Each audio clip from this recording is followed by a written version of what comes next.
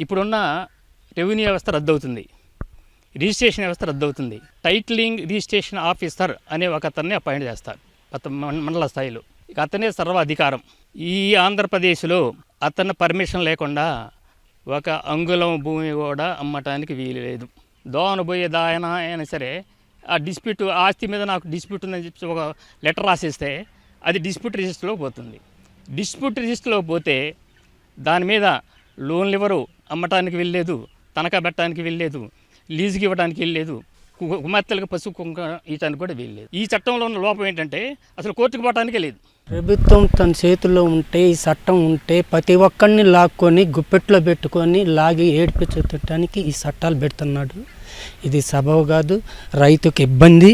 కాబట్టి ఆయన ఏదన్నా మంచి పనులు చేసి మంచిగా చేసి ఇది నేను చేశాను, ఇది మంచిది, ఇది చెడు అని చెప్పుకోవాలి. కానీ ఈ చట్టాలు మార్చి ప్రజలను ఏడిపించటం అనేది అది సబబు కాదు.